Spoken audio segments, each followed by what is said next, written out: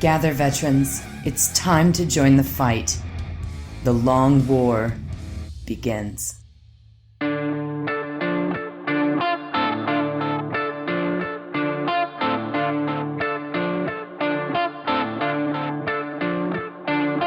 This is The Long War. I'm Robbie B, and joining me once again are my partners in crime, Kenny Boucher, Mike Haspil, and Wyatt Turk from Jacket Close Painting. What's up, guys? Yo, dog, great to be here. Hail and well met. Hey, what's up, everybody? It's day 52 of the quarantine. I can't remember a time I played anything.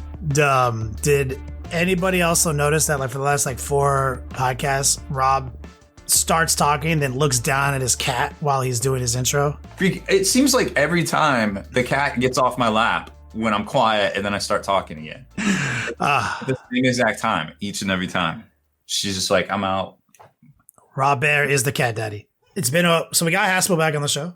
He's not a pain. He's not a he's left the Shire. He's finally done reading that book and smoking his Shire weed out of his super long cool pipe. Yep. They actually use all of it. You're gonna need some. The self-isolation. Yeah. They made him leave. They're like, you gotta go. So weird. It's got. I would straight just live there. I would just be like, well, I live here now. This is how. You would. Yep.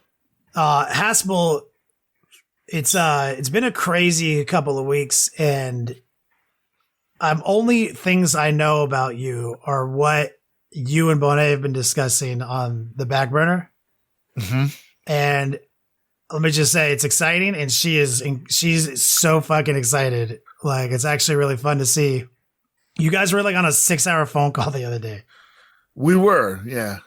Yeah. I mean, so we're obviously, all joking aside, mostly all in lockdown now. My state obviously is locked down. Wyatt, you're almost locked down now? Yeah, I'm self-imposed. I'm not going to be part of the problem. Yeah. Part of the solution. Be a team player. I just figure I'm a carrier as it is, because I feel like I've been carrying this thing all my life. Like, I can't smell, I can't taste. Oh my God, fucking Rob is patient zero. Yeah, it's Rob. Sorry, guys. I couldn't keep the technovirus inside of me anymore. How's your life been? All right. Really, really busy. In like all aspects, day job stuff. I did write a whole new story, another Umbra case file that is very exciting. I'm really proud of this one because I wrote it in 4 days, which is really, really fast for me. Oh, wow. And it is a Lovecraftian story about the Kitab al-Azif, the relic, being stolen out of the Iraqi National Museum in 2003. Oh, shit. You said that to Bonet. She read it to me. Yeah. It's dope. It's good. And I do need to add about 3,000 more words to it. I dropped it off where it ends right now is because that was the length of the anthology I submitted it to. So I want to go back and add another 3,000 words to make shit like more horrible and add this whole subterranean city subplot and everything. Ooh, some mole people? Let me say this. No, not really. It's dealing with like Ifrit and stuff like that. Very, it's Lovecraftian though. So they're not exactly Ifrit. They're something else, but that's what the Iraqis are calling them. They're an unknowable horror. Got it. Oh yeah. Yeah. Wait, are they the Wishdajin? So when are we going to the what's the city buried in ice in Antarctica called? Kadath in the cold waste. Isn't that the great civilization of the old ones that's buried in Antarctica, right? Yeah. When are we? Of course, what's that? So when are we going there? When is? I don't know. Alex Marcus. I don't know. We might. You know what? Because you brought that up, I'm gonna have to do a long outro today. I just wanted a scene where like Cthulhu shows up and Alex is like, "Ma, you bitch! Like you ain't nothing." I'm an immortal mummy, dude. What do you got? Yeah, this story did not have Alex and Marcus in it. It introduced a bunch of new characters, but it is tied into Umbra, and it's pretty cool. So that one, it will come out in an anthology. Well, I haven't gotten selected yet, but I'm actually thinking of doing, especially with everything like lockdown, of doing some like a reading of that one. Oh my god, yes. I'd be all over that. Yeah, because it's too short to be really on Audible. There's not a short story market on Audible. Can we get a video of you in a classy smoking jacket next to an open fire with a pipe with a thing of Lagavulin in my hand? Yes. Yeah. Yes. That makes me super happy. It was pretty badass, Haspil. There's some cool moments. I'm not going to spoil anything, but I'm going to try to navigate it so you know what scene I'm talking about. When dude's like, well, that's impossible. I've never heard of it. Well, you know it by another name. That's a sick. Yep. That was fun to write. And then I freaked myself out writing part of it. When the guy goes, the spider hole scene. That I was just like, okay, I'm freaking I had to stand up a couple of times and walk away, and some spiders coming out of some bee holes. No. You said spider, excited. Yeah. Nobody wants that. God, that was one of our best would you rathers, poop spiders. Speaking of would you rathers, Wyatt, would you like to do the honors? Yeah, I got one. I got a kind of a good thinky one for this week, since we're all kind of cooped up in our homes with our significant others. Would you rather your significant other be a werewolf or a serial killer? Oh, that's easy. Werewolf. So you're not gonna even ask a question? Nah. All right, I got a question. What kind of werewolf? We're talking about like sexy werewolf, wolfman werewolf? Like werewolf in London werewolf. Yeah, they would jack your crap up. Okay, werewolf like lycanthrope, like totally distorted, like. Yeah, that's the fear of the werewolf. Yeah. And we were discussing like she shifts in the moon or at will. She's in control, not in control. Not in control. 100% not. Like this is werewolf in London werewolf. Okay. Mm-hmm. And if she bites me in her human form, could I also be a werewolf? No. Only in her wolf form. No. And it's like there's not going to be like a bite. Like if you are in the same room as this werewolf, you are a dead man without a gun and silver bullets. Like she will kill you. Mm-hmm. So and then you get to be the dead friend that like haunts her in her waking times as a person as you slowly decay, like that guy's friend. So is it still a moon shift, or it just happens at will every night? Like what situation? It's the moon. It's the full moon. You know, typical werewolf mythology. And yeah, as far as serial killing goes, what kind of serial killing are we talking about here? We're talking about eat my brains serial killing, wear my skin serial killing, or just like murder me and bury me in behind the house serial killing? You may not even be the target of the serial killer. No, I need to know how bad it is. Like how bad? It's bad. It's bad. It's not horror. Ask Rob. What you got? Any questions? Wait, is the quarantine like happening? Yeah. Oh, and the quarantine is in real time. Okay. Yeah. Woo.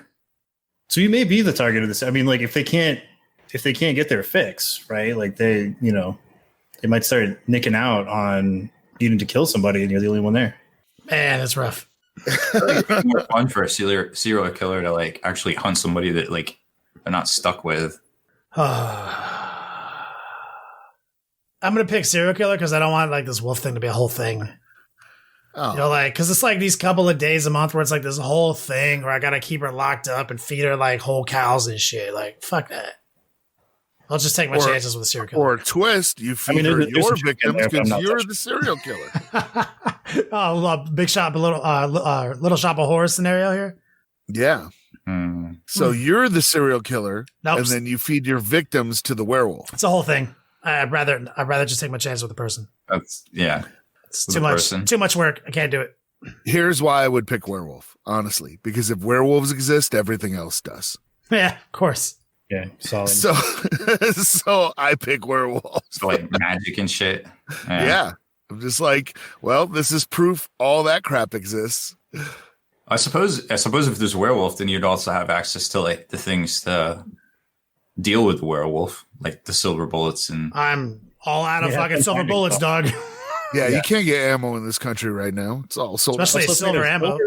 Yeah, ain't nobody got money for that. Silver's actually down right now, a little bit. Go out and buy some, and then cast it. Make your bullets, yeah, and then reload some shells because I'm sure you have all the equipment for that.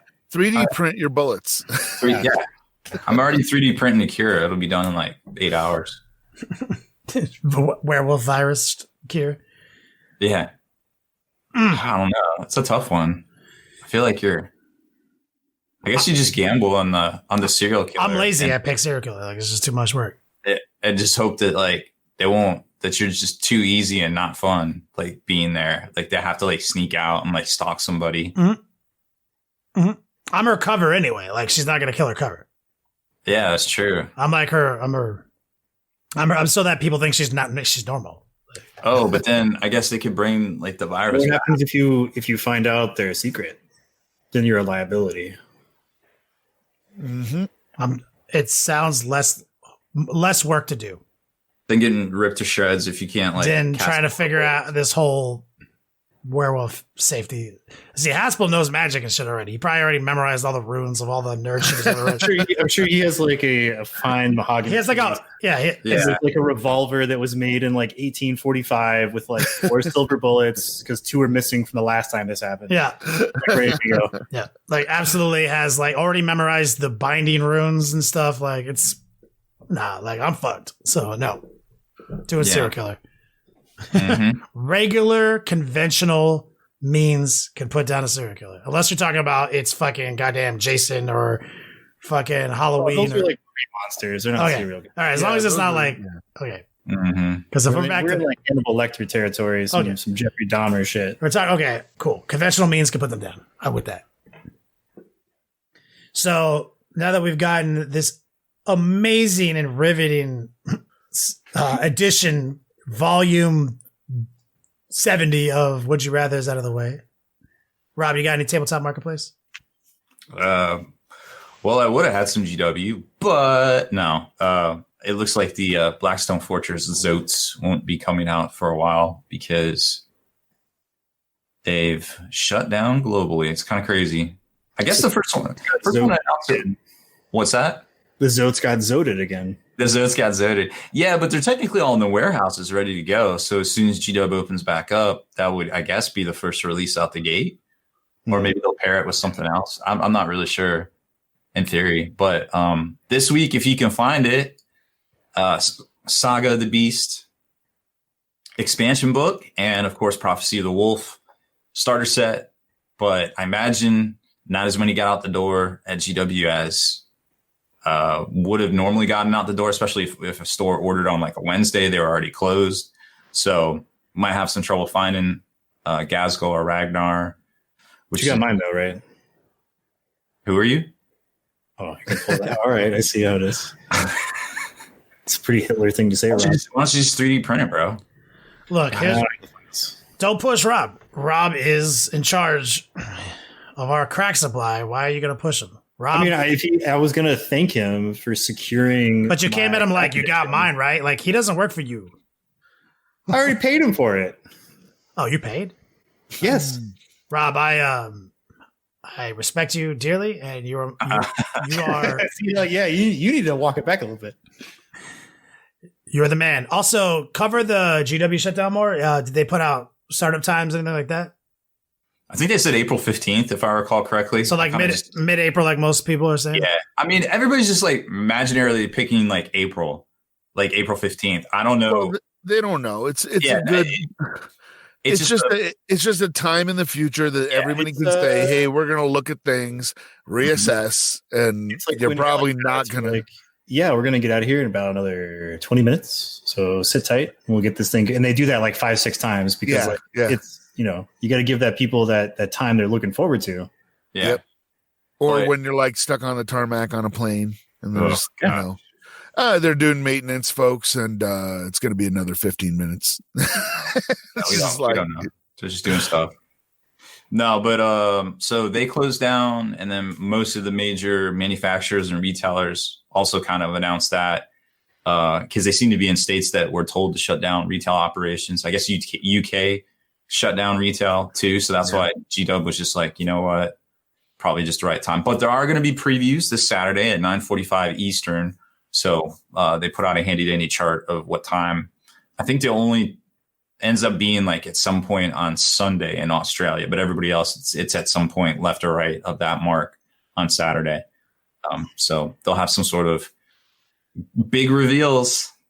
It'll be a hoot, I'm sure. But, yeah, there are some Kickstarters going on right now. Rewind. Where is that? Is that the Twitch stream? Yeah, they're doing a Twitch stream.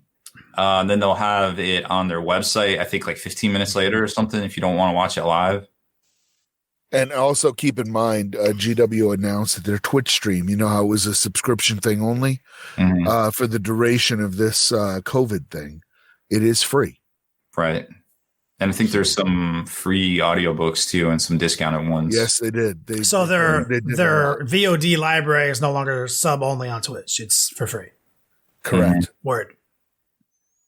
Yep. So that's pretty dope. So I mean, there's a lot of places to go and do things and connect with online or, you know, smart TV or whatever you got there. So it should be pretty dope. There are some Kickstarters happening right now. So Secret Weapon Minis is still doing their HD basis Kickstarter. I think it ends April 8th. So that's still going on. They unlocked all the stretch goals. Yeah, they did the relaunch. It's better. It's bigger. And I was talking to Justin the other day. So they're still in their non-essential went home. It's like basically him and his boy working the warehouse right now. It's funny because I did ask him a simple question because didn't see it off the top of my head, but like I was like, are these also going to be retail items later? And he's like, 100%. So if anybody out there is on the fence, didn't know if that was going to be the case, like some of these things are only going to be on Kickstarter, but you're still going to get an opportunity to get some of the other like base model retail. Well, I think the advantage to the Kickstarter was that you get it like up to or at least 30% off. So it's almost like you're getting it semi-wholesale. No, it's much cheaper, and you have many more cool things. But this is it's bad timing. Unfortunately, this is when people are going to be pulling back financially, and trying to protect their liquid. And just know that if you're in that situation, and you're not going to miss out because in the future it will be on shelves. Mm-hmm. We put out our Adepticon sales list on Monday, I think. There was over 25 different sales. So check out spikybits.com for that. We'll probably repost it on Friday as well.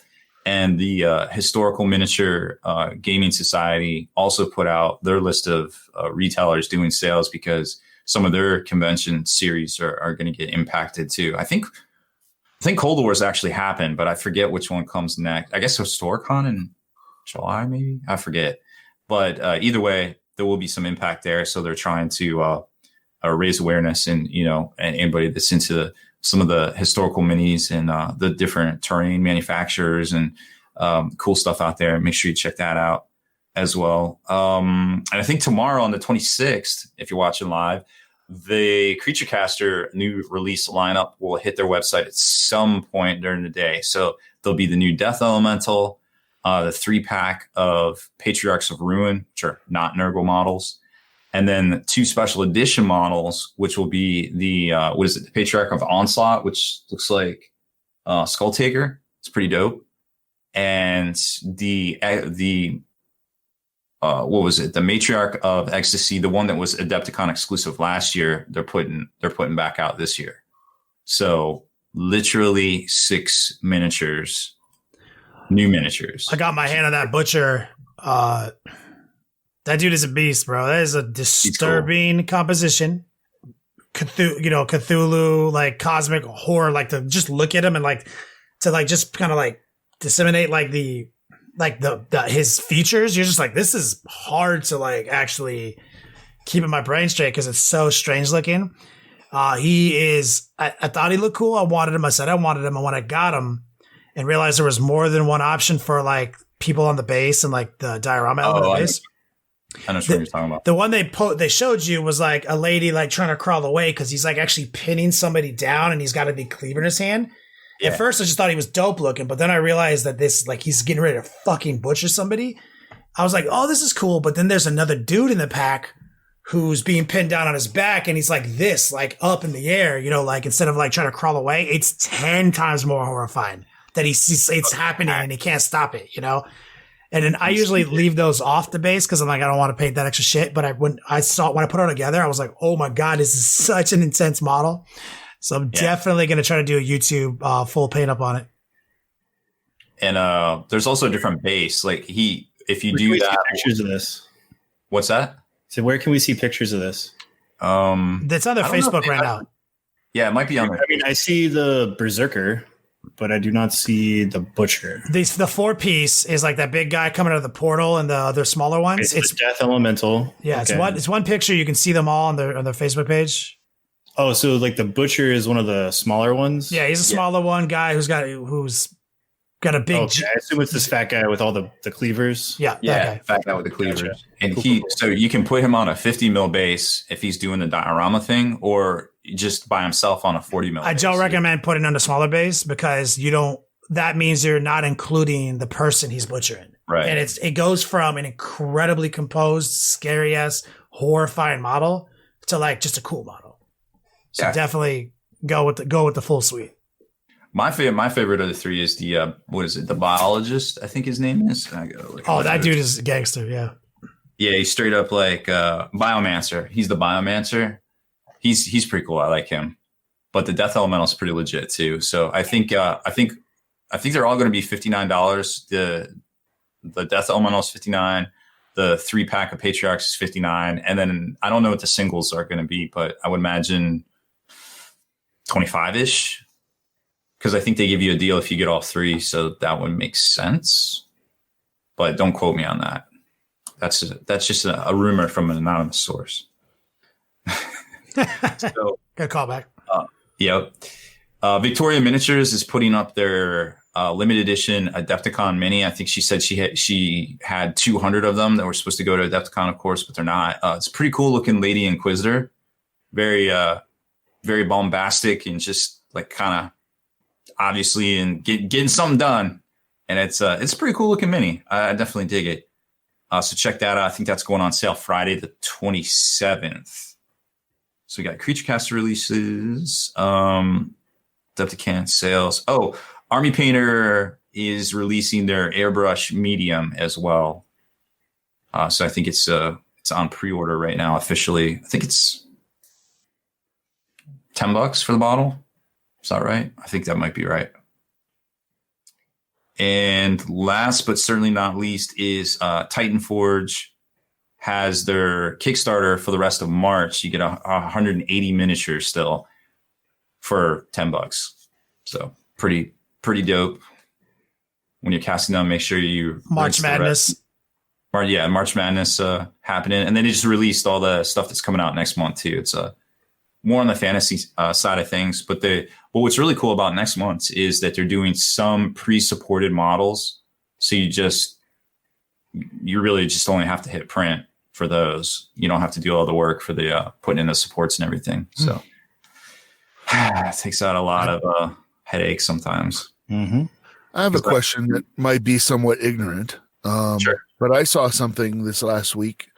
Is the old world coming back for Warhammer Fantasy? Oh yeah, that's a good point. So yeah, they did some previews for the Kislevites, which were the basically from Kislev. They're very cool looking models, if you remember them. They got a lot of bears, they got a lot of mounts with like winged hussar kind of feathers all over everything.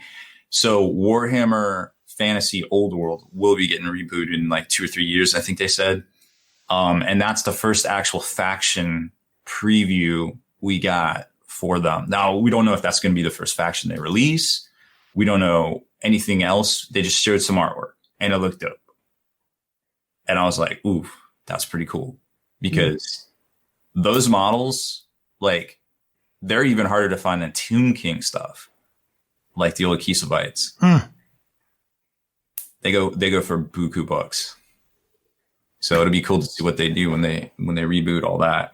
But we're not going to get a whole lot of GW new releases for the next 2 to 3 weeks. What is it, 4 weeks ish?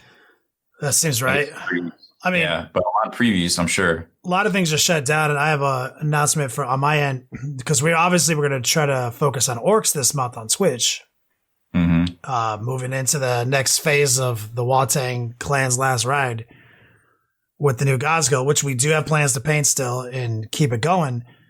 We did announce we were going to re-release the Watang clan shirt, which was limited release for last October. It's back on the store, but my print on demand people said they're not back in their factory until middle of April, just like everyone else is saying. So just letting you guys know, it's up there. You can access it. You can add it to cart, I believe.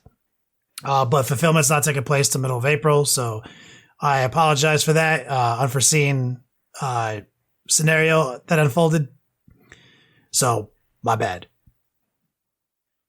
Yeah, I don't think a lot of people could have predicted what was going to happen here. So, but that's cool that you can still get it. I think. I haven't tried to check out on my own web store. It usually doesn't let me, so I have no way of knowing. Oh, there you go. It somehow knows it's me. Rude. So that's basically, I think we covered everything as far as. And there is one other sale too. Miniature Market's doing a big sale, up to 90% off selected items, as long as I guess they can ship out of Missouri. Yeah. So Elric's Hobbies is doing a sale as well.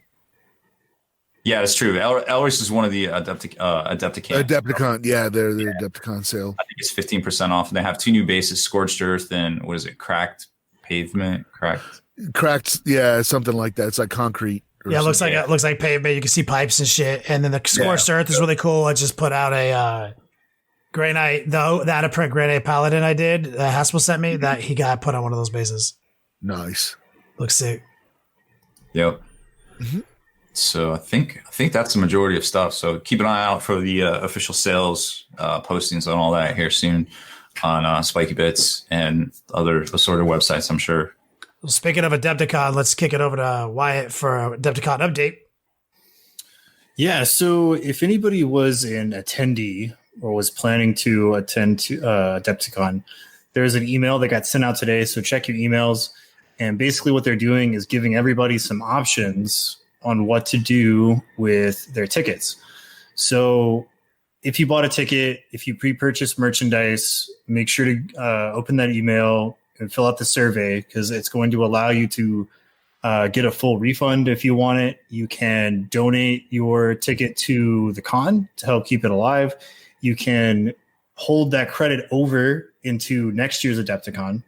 And if you pre-purchased any merchandise, there are combinations of those two things. So if you want to have a credit to next month and get your merchandise, they will send you out your pre-purchased merchandise. If you got a swag bag or a VIG bag, you'll have to pay for shipping.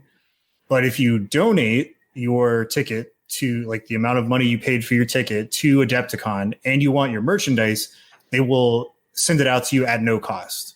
Because basically, like, you are helping them out, so they're going to deduct the shipping from that donation, quote unquote, that you're giving them. Yeah, the donation you already made because you already bought the ticket. It's not like an additional donation. Yeah, that's true. Yeah.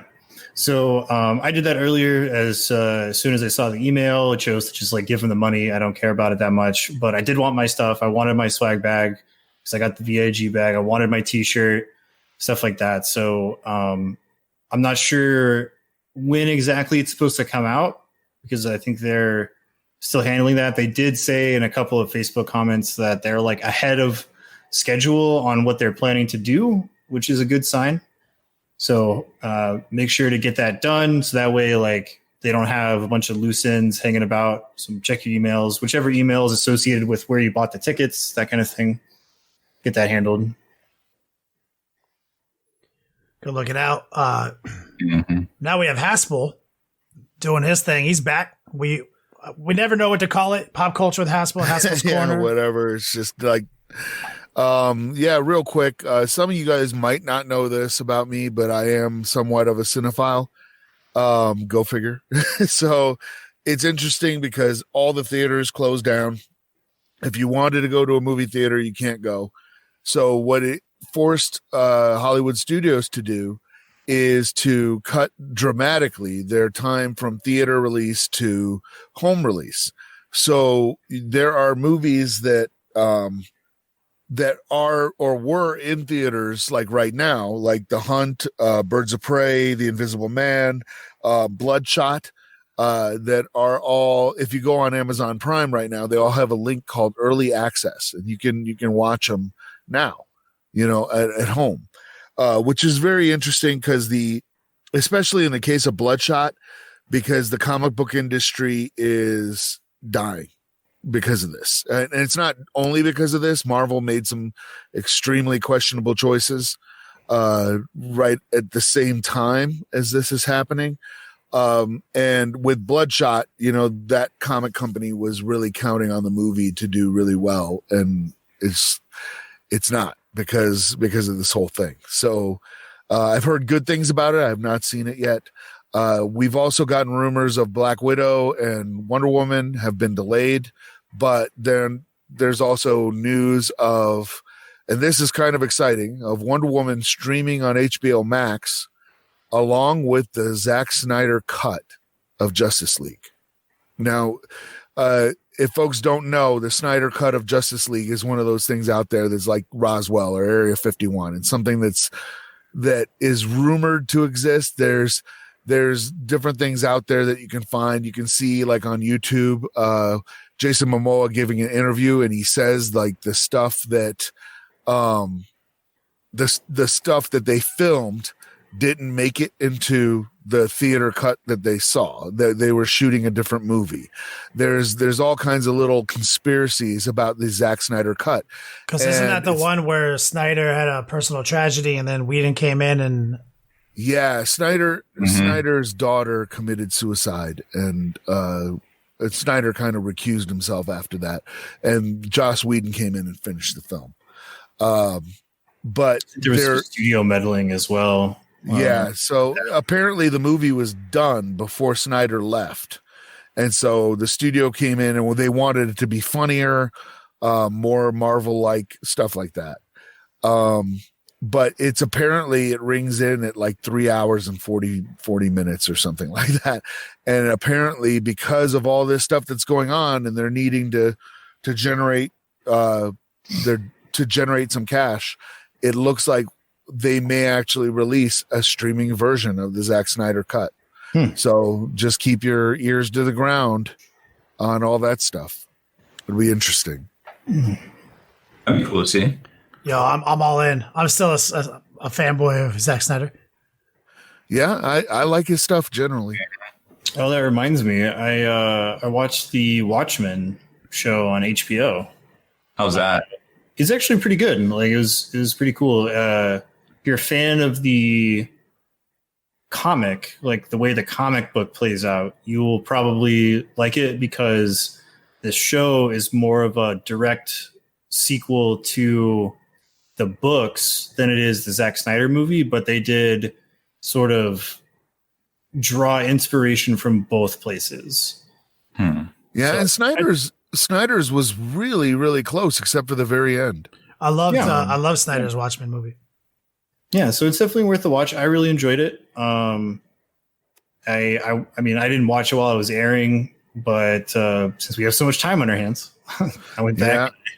I watched it all, and it was like, yeah, this was really enjoyable. This was good. Yeah, and I would not watch it because it was Damon Lindelof, and I hate that guy. Oh, I think we already talked about it. Yeah, he's with JJ, but because Wyatt talked it up so much, I will watch it. Okay, just give it a try. It's interesting where they go with it. The right-hand man of your nemesis.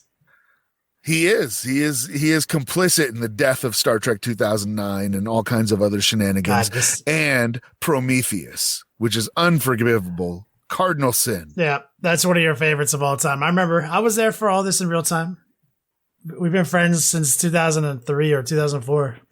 Yeah. Also, you're the one who made me see the light about the Star Trek reboots and how bad they were. Because I was one of the people who went in there and was like, Scotty said his line. Bones said his line. Chekhov said his line. This is the greatest movie ever. And you're like, okay, hold on a second. And then after he was done, I was like, this is the worst. I can't believe they tricked me. I hate it. Yeah. I hate it. But let's sneak into some promotions from us, right? We were talking earlier.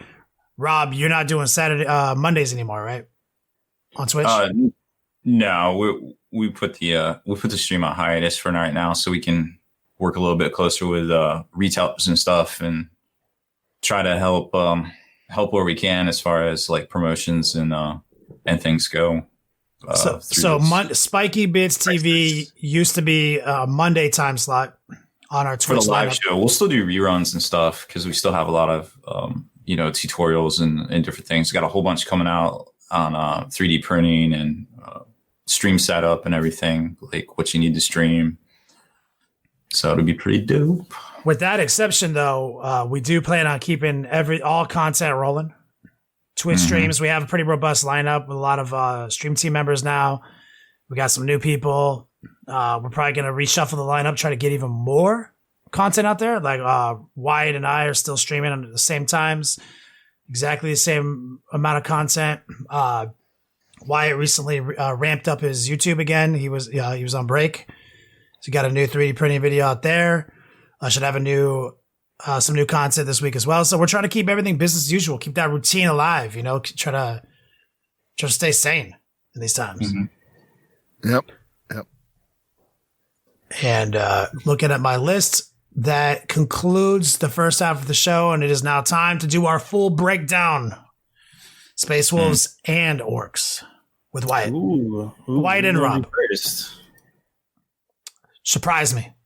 All right. Greenskins. Let's go. We've already seen the new rules for Gaz, new rules for Makari. I think we talked about that last week. They got a bunch of new stratagems in this book. Flying Edbutt for 1 CP. You can auto crash and burn an Orc flyer at the end of movement. I think it has a wounds stipulation, right, Rob? I can find it for you. Like it has to have like a certain number of wounds remaining. So yeah, we're going to be doing some fact checking on the fly, making sure we're coming at you as accurate as possible. If it's reduced to 0 wounds, it automatically crashes and burns. Right. Let's see. We've got a clever spanner for 1 CP. Roll. What is this? Roll 2 dice. Pick the highest for Ludas and Burnas. Squad all game. This basically makes no sense. Can you give me what the stratagem actually says? Select 1 Looters or Burner Boys unit from your army that contains 9 or less models for 1 CP or 2 CPs if it's 10 or more. If it has 1 or more spanners, you can roll an additional die, discard 1 when determining the number of shots for burners or death guns. What's a spanner? I think that's like just sergeant. Yeah, they're sergeant leader. Oh, that's pretty cool. So like if you got a full complement of Ludas, 2 CPs, you roll 2 D3, picking the highest for your shots. Mm-hmm. Okay. Mm-hmm. So, everybody always wants to max out. You might actually be able to do that now. God, I want burners to be good. Like I had this awesome list with burners for a while. I remember until someone was like, they're only D3 shots. Right? I was like, this list is garbage. I hate it. Or like, yeah, we spent like D6. 3 weeks on tactics discussions working on that list. Remember? Yep, I remember. Oh man, so we got the biggest boss for 1 CP. You need a war boss, gives him +1 attack, +1 wound, 4 up invul save, and you can only have 1. So it says if Gazgul is there, you can't do it. So it's sort of like a chapter master upgrade, right? Let's deviate real quick back to Gazgul because we talked about everything with his point cost. His point cost came in at 285. Mm-hmm. Yeah. So we went hard on what our speculative point costs would be on the guy. And I'm glad you reminded me of that with this biggest boss stratagem. We speculated 200 wouldn't be over 200. He's 85 points over 200. His little dude that follows him around is like 60 points. 65. 65 points so the 6 up Feel No Pain is out of the equation. Don't even talk about it. He's 285. He's still a badass. He still sees sub 300. He is not underruled. He is just overpointed. We did a lot of discussion on him. He's just, you can make dudes untargetable in the army right now, pretty much just as much of a threat as him. The problem with Gazgo is he's going to die if you walk across the table. He's going to take his 12 wounds. If you teleport him in, he'll do a little bit more. But, we did a big comparison with like a Lord D at 160 range and him at 285, and how they're very similar sets of rules and different access to different abilities. And it just doesn't make sense that he would be that expensive. We think GW just forgot to do the deduction for the guy can get shot at because they gave him this 4 wound thing. So I expect GW to roll it back. I just straight up think it's too many points. What do you guys think? Yeah, I think he's too expensive for what he does. And that's basically because there's only 2 ways to do anything with him, one of which sucks, which is just to walk him across the table. And the problem is the closer you get with him, the higher the threat range is from your opponent, because yes, he can only do 4 wounds. He can only take 4 wounds in a phase.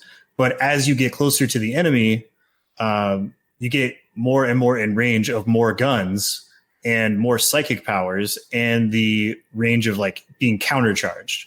So we determined that the best way to deliver Gaz is through the teleporter stratagem. You deep strike him in there. But with Makari being 65 points purely for a Feel No Pain and him being 285, he just becomes so expensive for what he does that it's just not really worth it in most situations, especially now that we have this the biggest boss stratagem where you can take a normal war boss, give him this stratagem to upgrade him, take the Killiclaw relic, have a sweet warlord trait, and put Fist of Gork on him to make him basically Gazgul, but he can't be targeted. Mm-hmm. And way more ways to deliver him. You can put him in a battle wagon or a bone breaker, that kind of thing. And the thing is, it's like I said, to reiterate, he fucks. He's a gangster. He's got all the rules in the world. He's not bad. He's just competitively speaking, too expensive in my opinion, and that's. A lot of FAQs are just to address that. A lot of, chapter proofs just to address that. They've rewalked Gilliman a few times. They've rewalked Cultists up then down again. They got to dial the points in just perfectly. And by comparing him to other things in the game right now, not saying he's not awesome and he won't fuck your shit up. If he touches you, it's the bad touch. He will blend whatever he touches. The problem is getting him there because. Yeah. Unless you teleport to him, people are just all right, I'm going to do 4 wounds to him, and then I'm going to kill a bunch of other shit. And then in the psychic phase, and then in the shooting phase, they're going to do 4 more wounds to him, and they're going to kill a bunch of other shit.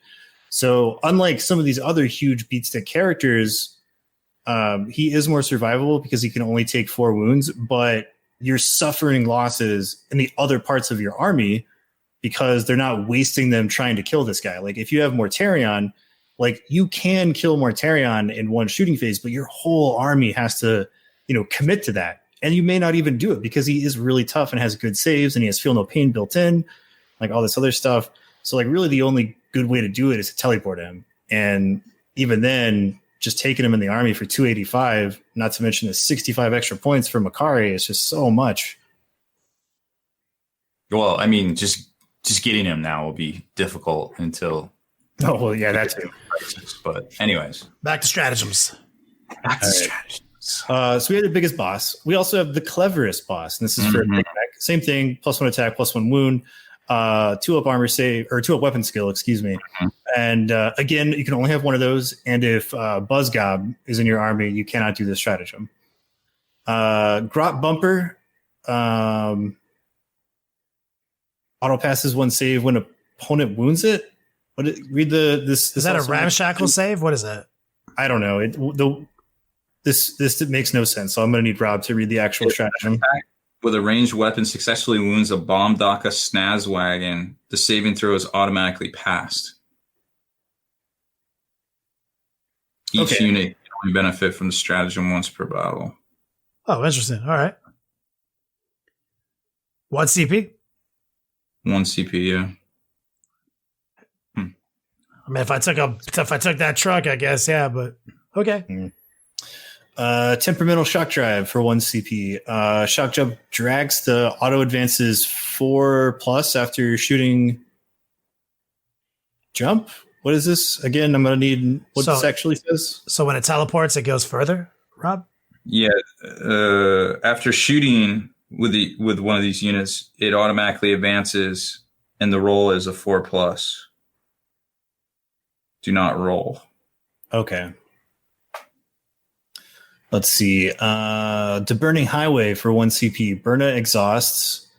Changes to 3 attacks, 10-inch range, strength 5, AP 1 damage. From the custom boom blaster. Cool. Full speed lads for 1 CP. +1 strength on charge for Deathkiller Wartrike or a biker unit. That's actually pretty cool. That's good. One of the things he needs is a strength bonus. Squig bombs for 1 CP. +1 to roll for Blitza Bomber boom bombs. The boom bomb ability. Yeah, it's the mortal wounding one, correct? I'm not sure, but I can find out. Pretty sure that's what it is. We've got Patch Up for 1 CP. Stompers or Morkanot Gorkanot act as if they had double wounds remaining on their damage table. Hey. Pretty nice. Special Shells for 2 CP. Flash gets Snaz guns get plus 12-inch range. Ooh. That is handy.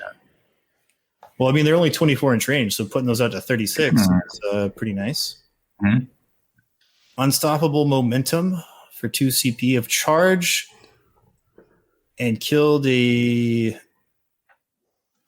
With mortal wounds in charge phase, you can charge again? What does this say? Use a stratagem in your charge phase when an orc unit from your army has finished a charge move and dealt 1 or more mortal wounds to an enemy unit. If that orc is no longer within 1 of an enemy unit, it can immediately be chosen to charge with again. Oh, okay. So if you charge in, kill some stuff with your, your impact hits, they can charge again. Okay, that's pretty cool. Yeah. Let's see. Wildfire for 1 CP. After burn of bombs, use another unit under 6 inches, and they do mortal wounds on 5 ups. Looks like it, yeah. Okay. It's splash damage, basically. Gotcha. Dreaded Death Machine for 1 CP. Death Dreads get 1 extra attack per model slain. And then Hit 'em Harder for 1 CP. Mega Knobs get +1 damage in the fight phase. Oh, wow. A new suite of... There's a few that look like they can be combined with other things. Pretty neat lineup. That's pretty cool. Let's see. It looks like the mech shop is getting an overhaul, no pun intended, and it can do a lot of really interesting things. There's a huge list of some of the stuff it can do, like movement, shooting. Let's see, all sorts of other stuff. Like there's so many to go over. What are some of the things that stick out to you, Rob? I haven't really read it, to be honest. So one that immediately jumps out to me, because Kenny, you and I, we like our bone breakers, right? Big fan. if you put a bone breaker in the shop, you can give it a red rolla, and it automatically adds 6 full attacks when it charges instead of D6. How do you get the upgrade? Do you have to be there a whole turn or something? I think that's how it works. Like it has to be near within a certain number of inches, and then it has to work on it for a turn. I hate it. You can just give 1 to a unit. Right, but how do you give it to a unit though?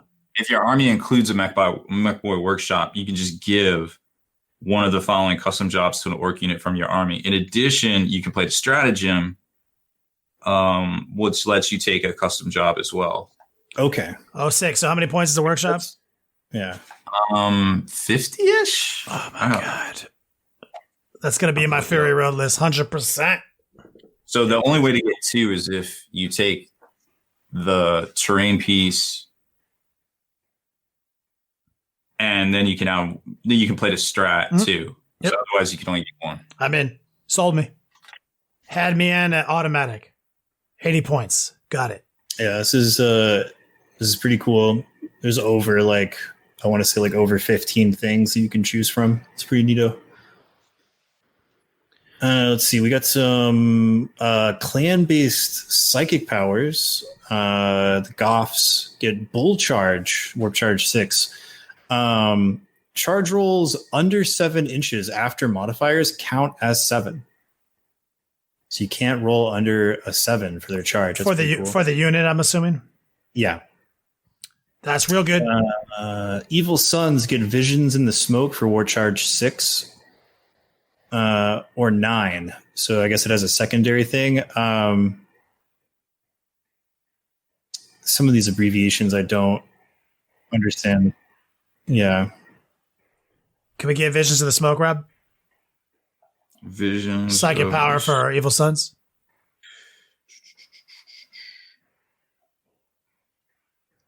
War charge value 6. If manifested, select one friendly Evil Sons within 12 of the Psyker. You can only select a unit with a wounds characteristic of 18 or more if the result of the psychic power test was 9 or more. Until the start of your next psychic phase, when resolving an attack made by a model in that unit, you can reroll a hit roll. Oh, okay. That's pretty good. Give that to a Bone Breaker. Let it reroll its hits. Be nice. Souping up them Bone Breakers. But if you want to do it to a 30-man squad, you got to hit that 9. But they get bonuses of their psychic power, right? So yeah, I think it's based on every 10 models. Every 10 models near the guy is +1 to. Mm-hmm. Not hard to do. Death Skulls get Maniacal Seizure, Warp Charge 7. Enemy unit within 18 is -1 to their hit roll, and Deep Strike DSs have -1 AP against it. What is DSs? Which one is that? Maniacal Seizure. Death Skulls? Yeah. Yes. So does DSs mean Death Skull units? I think so. Made by a friendly Death Skull model against a unit. Improve the AP by 1 for the attack. Okay, that's a good one. So your target is -1 to their hit roll, and your guys get an additional AP against that target. That's what it looks like, yeah. Got it. Let's see. Bad Moons get Gleaming Gear, Warp Charge 6, +1 to saving throws for 1 unit within 18. It's pretty nice. Yeah. Doubles the survivability. It's good. Yeah. It does not apply to invulnerable saves. Oh, okay. That's something important that should have been in this. Yes. That's why I mentioned it. I was like, it's kind of... Yeah. Because I was like, ooh, Big Mech with a, force field generator that gets +1 to that hit roll save. Ooh. Oh, okay. Oh. Blood Axes get Clever Talk, Warp Charge 6. 1 unit in line of sight. Oh my god, these abbreviations. No OW versus BAs. Overwatch versus Blood Axe. Blood Axe units. Okay, so it denies Overwatch, and then do they get an extra fight or something? And cannot be chosen to fight until all eligible Blood Axe units from your army have done so. Oh shit, that's a good one. Okay, nice. Strong. Snake Bites get Constriction. Warp Charge 6. Enemy unit within 12 halves its attack's characteristic. Ooh. Nasty. That's cool. Freebooters. Jolly Orks Glare. Enemy unit within 18 halves its move and -1 to advance and charge. These are all solid. That's cool. Let's see. Looks like we can get some specialist mobs, subcultures. Yeah, subcultures. I think Grot's got one too, which was neat. Yeah, it was some cool. There's this is pretty word heavy, so I'm not going to go into it. But yeah, it's you can pick a unit and they get an upgrade subculture. And I think that's about it. All right, let's jump on Space Wolves. That is the it's Cool. Time for the doggos. So we went over Ragnar last week. I think we went over their assault doctrine, but in the assault doctrine, an unmodified hit roll of 6 gets an additional hit with a melee weapon. Pretty nice. Some new stratagems. Knowledge of the foe for 0 CP. This is interesting. When a character is destroyed in melee, you gain 1 CP. Yeah, that's awesome. Is that how it reads? Yeah. Yeah. Okay, cool. Touch of the Wild, 1 CP. For a character in close combat, every hit of a 4+ gets an additional hit. So you get your exploding dice on 4s. That's pretty nice. Yep. It's unmodified though, just like their doctor. That's important. Yep. Death Grip Bite for 1 CP. Thunderwolf Cavalry, Teeth and Claws gets 2 damage instead of 1 damage. That's really nice. I don't know what that sound effect was. I think sneezing. Oh no. It's happening. Fury of the Champions for 1 CP. Get +1 to hit for Terminators that phase. I think it's the assault phase, right?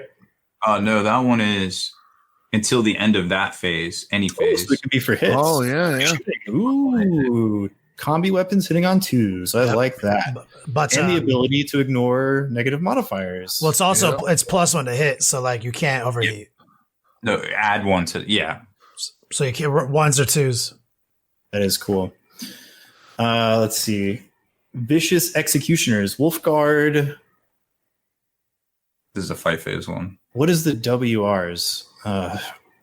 Wolfguard is chosen to fight. Yeah, unmodified wound roll 6 inflicts a mortal wound. Gotcha. Against the infantry. Okay. Pretty cool stratagem. I think a lot of people were talking about that in the pre-show. Yeah, You can make a blender unit. Yep. Mm-hmm. See, Pack Hunters for 1 CP. When Fenrisian Wolves or Cyber Wolves fight near Space Wolf, Infantry, or Cavalry, reroll their hit rolls. Solid. Wow. Countercharge, 1 CP, 6-inch heroic intervention on any Space Wolves unit. Wow. I know Ultramarines have a similar one. They can't do 6 inches, but you can do heroic interventions with any unit. So this makes sense for them to have it, but with their Space Wolves 6-inch heroic. That's pretty cool.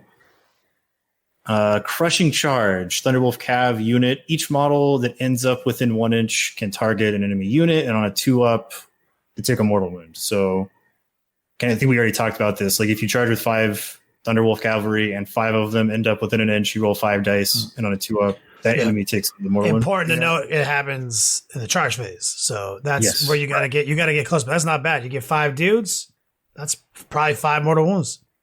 Yep. That's pretty cool. That's real good. Storm Strike for 1 CP. The Hellfrost Destructor gets +1 to hit, wound, and damage roll. Is it +1 to all of those, Rob? Which one was that? Destructor? Yeah, the Storm Strike. Storm Strike is use a stratagem in your shooting phase when a Stormfang gunship is chosen to shoot with. At the end of that phase, when resolving an attack with a Hellfrost Destructor, add 1 to the hit, wound, and damage. Oh, nice. You gotta take that vehicle though. Yeah. Let's see. They're getting some of the generic Astartes stuff. So, Duty Eternal, Boltstorm, Veteran, Intercessors, Big Guns Never Tire. Here, the Chapter, Rapid Fire, Hammer of Wrath, G-Rot, Might, Target Sighted, Steady Advance, Hunter Slayer Missile, Skilled Rider, Skyfire, Transhuman Physiology, and Vengeance of the Machine Spirit. Yeah. What was that again? Not doing that again. Transhuman Physiology. That's the one. Yep. Big one, yes. Transhuman is awesome. Yeah. I mean, they get Duty Eternal now. Not as cool as it used to be. Still very useful. Vengeance of the Machine Spirit, I actually find pretty useful if you're using one of the new Grav tanks. Hunter Slayer Missile, also kind of cool if you want to run an Executioner or a Repulsor. I like that one. Hero of the Chapter. Is Hero of the Chapter fight twice? No, right? That's the one where you get a Warlord trait. The extra Warlord trait is Hero of the Chapter? Okay. I'm not sure because they didn't get a new Warlord trait, so they have the base ones that they corrected when the Codex first came out. So I'm wondering if there's a plus strength one because that would be interesting with the Call of the Wild. I'm not up on my Space Wolves. Is there a way to give somebody +1 strength, Haspil? Look it up. I don't know. Saw that head shake. I have not played Space Wolf since 7th. I skipped 8 because the dex was kind of the fucking. Yeah. All right. I'll get a new litany. If this litany is inspiring, select one friendly Space Wolves unit within 6. When resolving an attack made with a melee weapon by that model against a monster or vehicle, add 1 to the damage. That's pretty dope. Solid. Let's see. We got some new relics. We got the Mountain Breaker Helm for an infantry character. After attacking, roll 2 up for D3 mortal wounds. Is it one roll for D3 mortal wounds? What's that called? Mountain Breaker The Helm. Mountain Breaker Helm. Seems like if your warlord kills a character in the fight phase, you can roll for D3 mortal wounds. Before they consolidate, you can select one enemy unit within 1 and of the bear, roll a d6 on a 2-up. It suffers d3 mortal wounds. If this ability destroys an enemy character in the bears, your warlord treat the bears having performed their deed of legend. Okay. We've got Worm Splitter, which is a power axe replacement. Strength +1, AP 2, damage 2, but it does D4, damage 4 versus vehicles and monsters. Yeah, we talked about that one before. That's the one where you can't put on the Rune Priest or the Wolf Priest. Mm-hmm. Sadness. Talisman of Storms, Rune Priest, roll 1d6 for every enemy unit within 12, and on a 4 or more, mortal wound. Pretty cool for a danger close psychic boy. Storm Song, mastercrafted stalker bolt rifle, becomes heavy 136, strength 6, AP 3, D3 sniper. That's handy. So there is a stratagem, the Lion and the Wolf, that gives you +1 with skill, strength, attack, and leadership. So there is a way to get that strength. It looks like it's a stratagem, not a warlord. Lion and the Wolf is you have to have Dark Angels on the table as well as part of your army. Oh, yeah, that's right. I remember that one. You have to have a Dark Angel character and a Space Wolf character kind of fight, and if they survive, they get buffed. Oh, and Saga, terrible. They always survive. It's impossible to, well, I won't say impossible, but so Saga the Beast Slayer is a warlord trait that gives you +1 to wound against a monster or a vehicle. So not bad. You could stack that with some stuff. Basically, always one in a tank or a monster on 2s. Yeah. See, Weird Bane is a rune sword. Gives +1 strength, -4 AP for 3 damage. And you can reroll the wound roll, or D3 damage, rerolling the wound roll, and you do flat 3 damage versus psychers. Interesting. Here's their special bolt round. Mordekai's Teeth Bolts. Single shot. If it hits, you score a mortal wound. And you can reroll wound rolls of 1. Mm-hmm. It was Companion's Blade. Power Sword. Until the end of the turn? Mm-hmm. Okay. Companion's Blade, Power Sword, or Master Crafted Power Sword. Strength +2, AP 3, 2 damage. Reroll wound roll if 3 inches from another Space Wolves character. That's a pretty badass little sword. Yeah. Especially if it's master crafted. Does it keep the plus additional damage? Or does it just replace it? I think it just replaces it because it gives it a better strength modifier and like its little specialty. Solid. Wolftail Talisman, 18-inch aura of -2 to psychic tests for enemies. That's nice. That is really nice. What's the range? 18-inch aura. 18. Baller. That's real good, man. Yeah. That is really cool. Adamantine Mantle, Runic Armor. Runic Armor is just your 2-up, 5-up. Digi Weapons and Mastercrafted Weapon. Stock. Yeah, I think it's one of those. Keeps with the paradigm of what they've been doing with other chapters. Gives them their special bolt round and gives them the 4 like special issue pieces. Yep. Basic stuff. You get your relics, your master crafteds, your digi weapons, all that stuff. That's cool. I mean, I think there's a lot of stuff here. I'd have to sit down in tactics and revisit the other sets of stratagems and see what combines. Yeah. But I'm pretty happy with that. I'm pretty happy. And also Ragnar weighing in at only 120 points. He's a little badass walking around and kicking it with your boys. I think one of my favorite ones is the 6-inch heroic intervention for like a unit. Yeah. That's gangster. That's a really good one. Get fucked, son. Yeah, I feel like Wolfen are gonna really like that one. Yeah. I had a feeling that like Wolfen were one of the ones that would get something cool. And I feel like they have. I mean, like they didn't get anything super specific in the stratagem department, but they do get, you can cast litanies on them now, which is really good. They have, your Angels of Death stuff, which is really good. And they get their super doctrine now. And then, if people want to stay away from them and charge something else, well, man, heroic intervention 6 inches with these Wolfen all of a sudden. Yep. It's pretty cool. Also like the just 2-up mortal wound one. That's a little pocket. That's a pocket of free. I mean, that's just like it's not game breaker, but like in some ways it's nasty reliable. It is nasty. Like I like the idea of having 2 rune priests, one with the negative aura and one with the mortal wound thing, so you can have some like deep in the cut rune priests going crazy.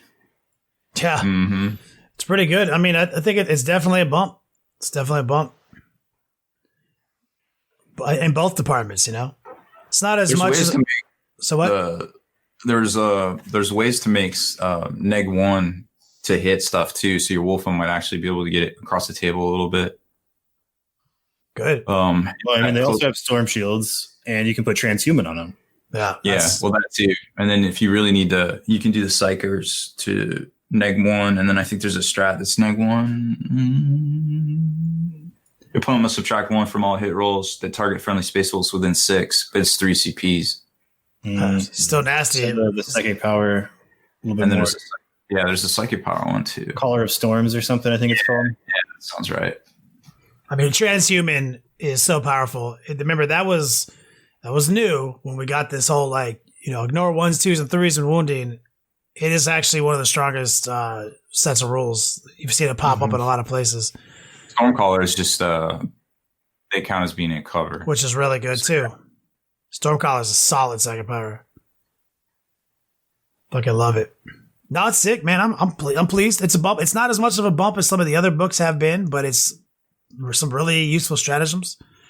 New hot characters. Like there's a few nuggets out of both lineups. I like it. We're gonna obviously be playing some tabletop sim with Haspil's new Space Wolves, I bet. Maybe. I want to see that list, dude. With I want 20 of your Thunderwolf Cav. I want to see it. I want to see it. I want a 20 Thunderwolf Cav list. Yeah, dude. All right. You make anything. Nobody expects 20 Thunderwolf Cav. God, do you remember back in the old days? It was it was like 4 of them. Like you had to keep them complex. It was like a guy with a storm shield, a fist guy with a storm shield, thunderhammer, guy with a storm shield and a frost axe, and guy with a storm shield and the claw. And then it was a Majesty Lord, Storm Shield, Thunderhammer, and a Bear Saga Lord with a Thunderhammer, Storm Shield. That was like the unit, because the Majesty guy was no negative modifiers, or always use his leadership 10.